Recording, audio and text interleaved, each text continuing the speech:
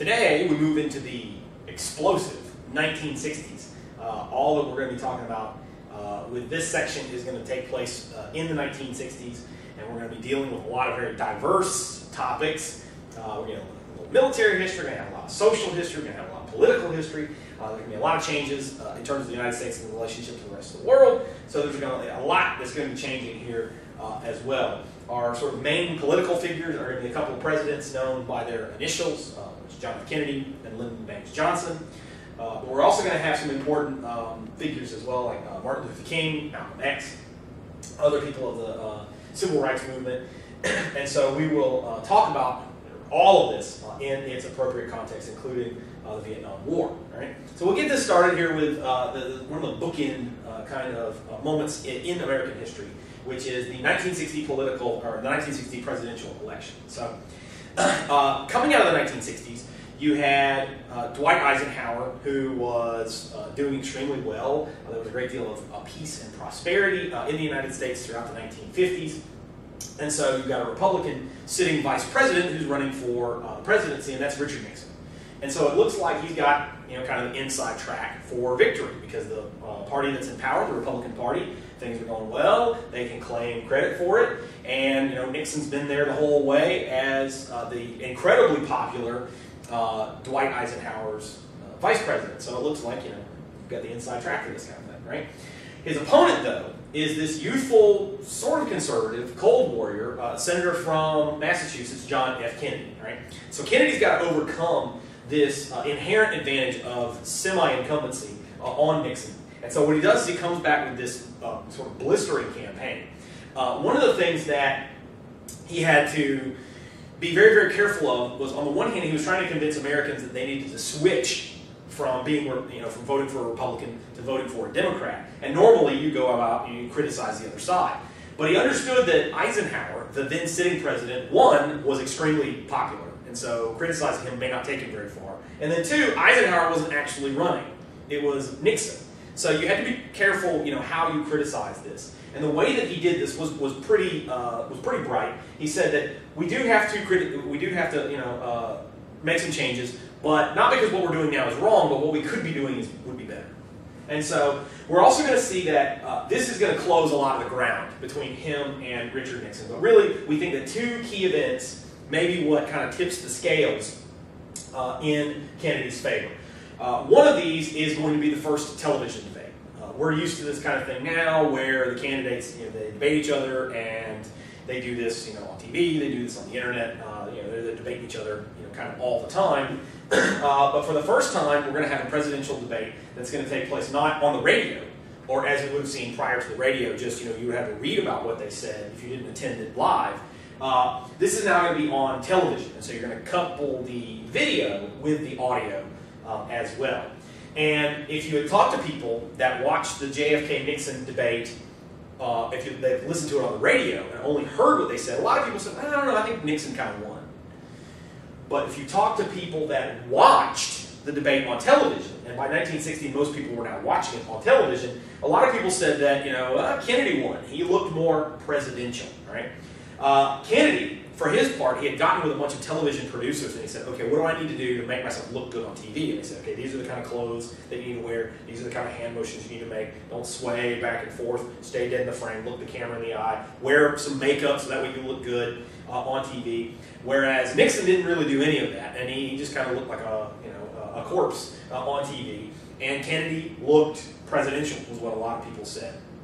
And this really seemed to work. Right? Second, one of the things that was increasingly taking place here was the civil rights movement was really starting to flower in the South. And you had a lot of people that were saying, how do we get involved with this? Now, the Democrats, of course, have to tread a very fine line, because on the one hand, you've got a lot of people that are saying, well, maybe we ought to try to win over some of these African-American votes, but at the same point, you've got a lot of Southern Democrats who are segregationists. And so Kennedy has to tread a very sort of fine line that he doesn't want a lot of these Southern Democrats voting for Nixon, while at the same point he wants to get a lot of these African-American voters on his side.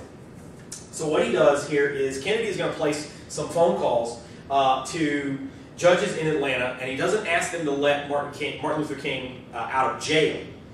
He had been placed in jail for protesting segregation in Atlanta.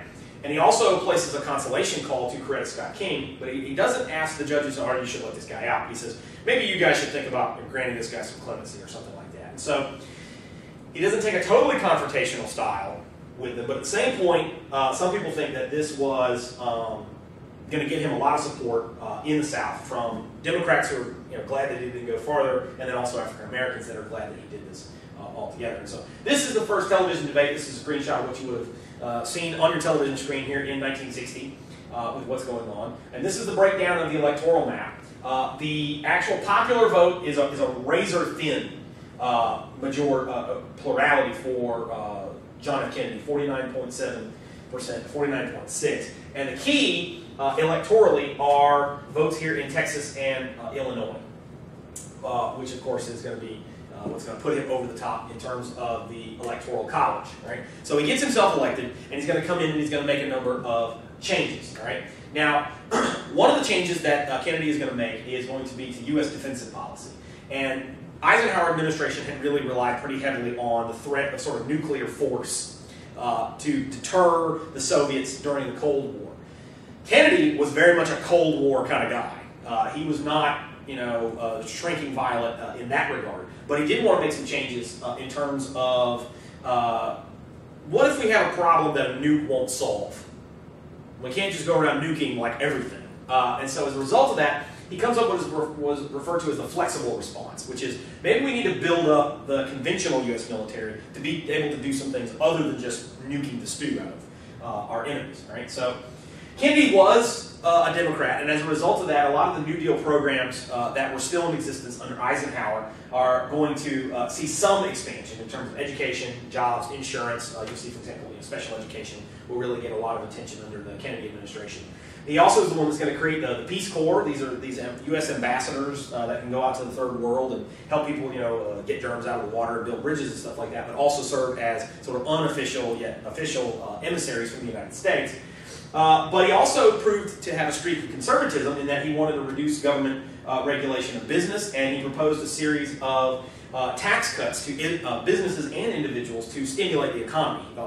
Lowering the tax rate would increase business for the United States, and this would be helpful for everybody, right? He's also going to have to deal with the Soviet Union because in 1961, the communists in charge of East Berlin began building a wall to keep the people from escaping to West Berlin.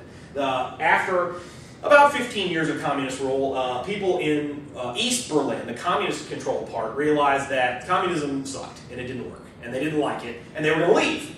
And it was pretty easy before they built a wall. You just crossed over to the street to the other side, and now you're in West Berlin, which was administered by the Americans, and it was a free Berlin.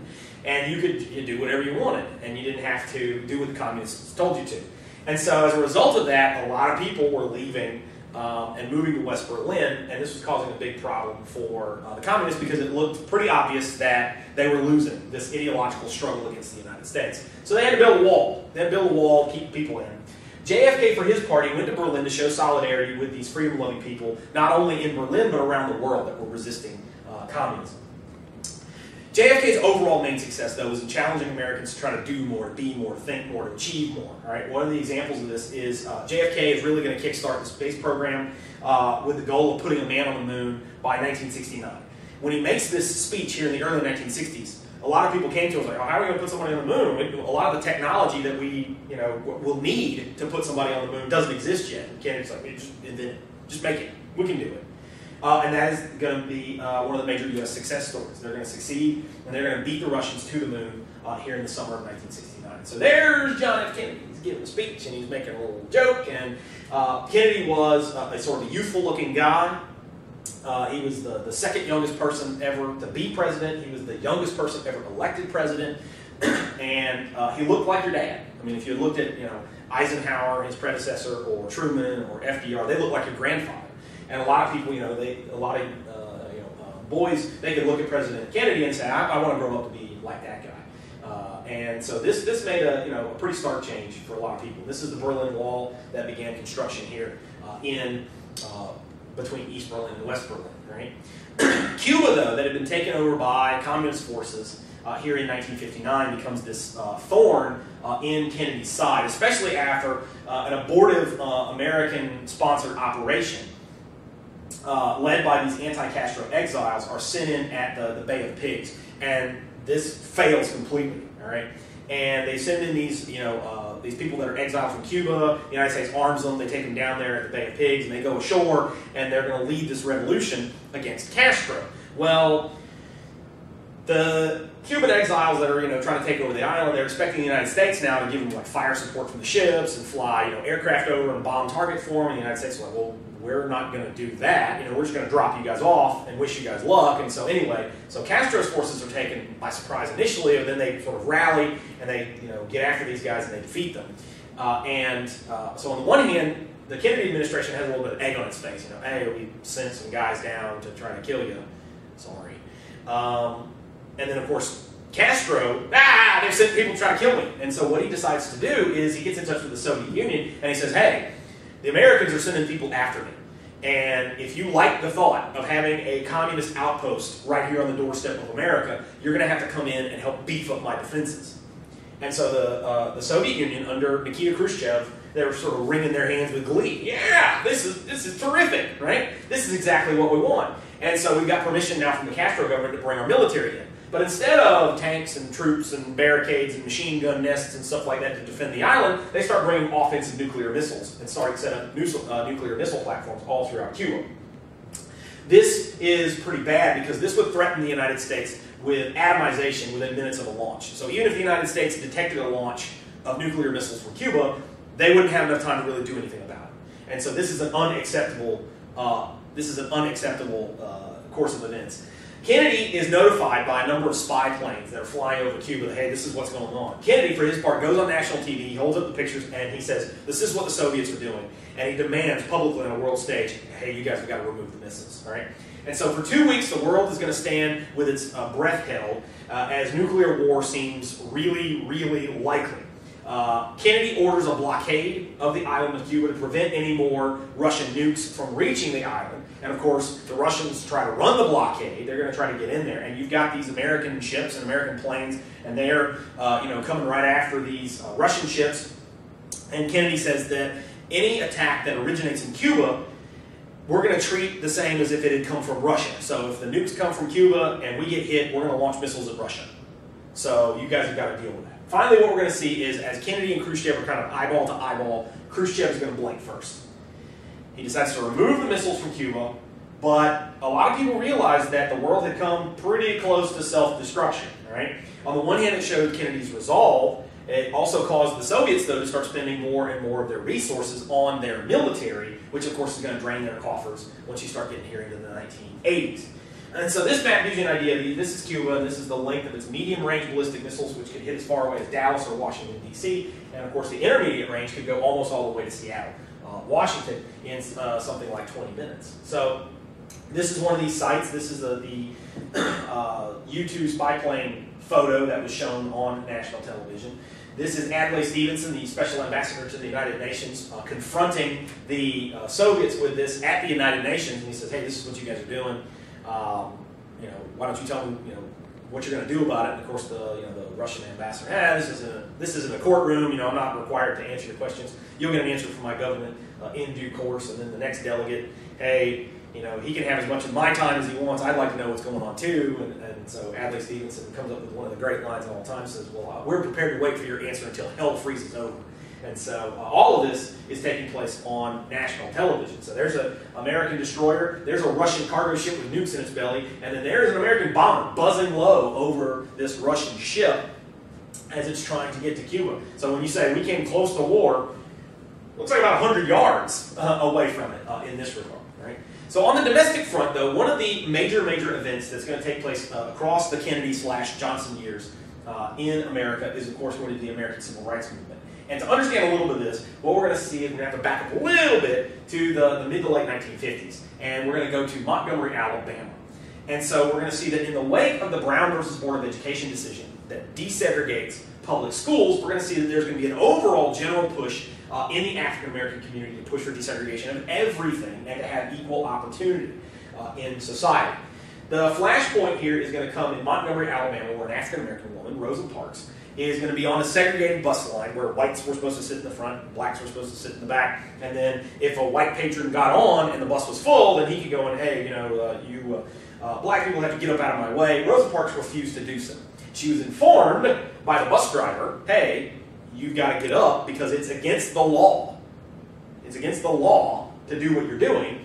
And if you don't get up, I'm going to call a police officer. And she tells them, you may do that. So they call the cops, right? Rosa Parks is arrested. She's fingerprinted. She's put in jail for this. And as a result of that, what we're going to see here is the local civil rights leaders are going to turn to a young preacher of one of the local Baptist churches, a guy named Martin Luther King, to lead this boycott against the bus lines in protest, where they would refuse to ride the buses until they decide to integrate and go to a first-come, first-served basis on the bus. Well, you've got to get to work and school and the store somehow, and so what you're going to see is these people are going to carpool or take a bike or walk, and this was referred to as walking for justice, which King led himself.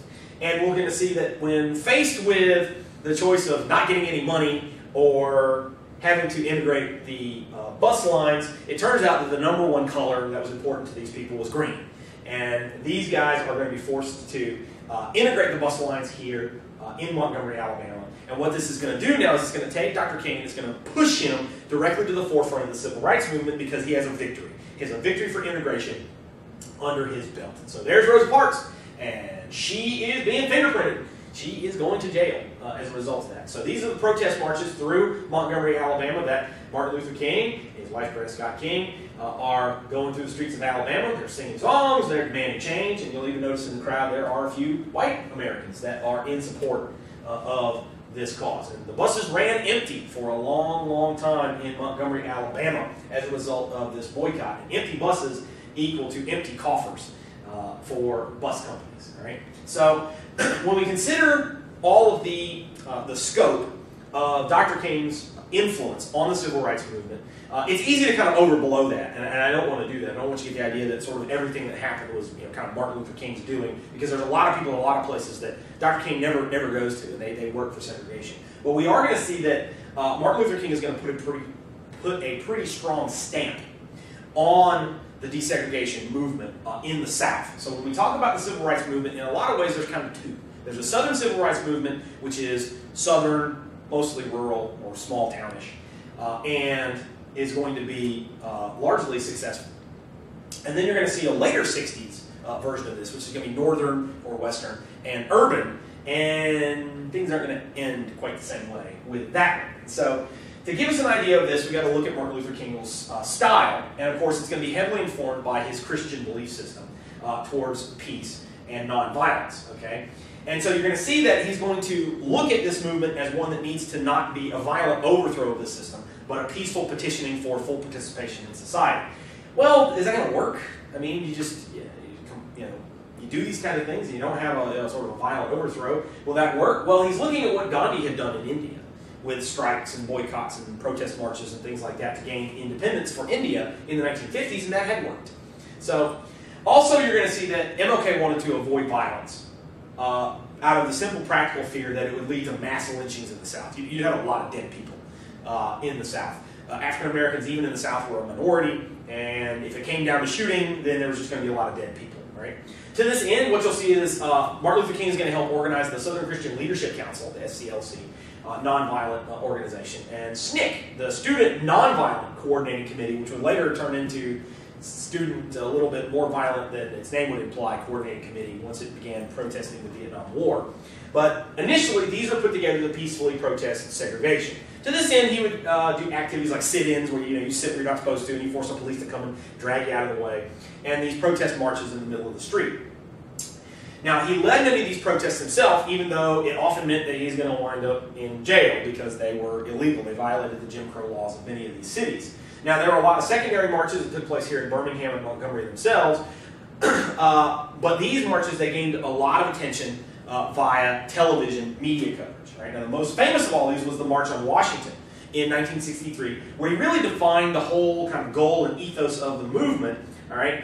in his I Have a Dream speech, where he basically said, we want all people to be treated equally by the content of their character, not the color of their skin. And he has this dream of America that is going to be this sort of great day where, the sons of former slave owners sits at the table of brotherhood with sons of former slaves, and we're all just going to kind of come together. And it's really one of those epic kind of moments in American history. And this is Martin Luther King giving the speech here in Washington. This is him being arrested in Atlanta.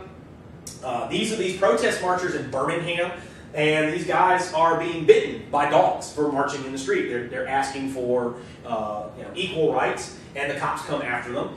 This is Bull Connor, the police commissioner, very segregationist Democrat here in Birmingham, Alabama, and they turn the fire hoses loose on these people. And Dr. King understood that the media images are going to be very powerful because for a lot of people in America, he knew that he couldn't count on a whole lot of white support in the South. And so as a result of that, he was going to have to count on a lot of moderate white support politically in the North. But to them, segregation was something that happened like far away. It was down in the South somewhere, and it wasn't directly in front of them. And so these images of segregationists, they're not reasonable people. They send the police out to bite teenagers for walking in the street, or they fire hose people for protesting for equal rights.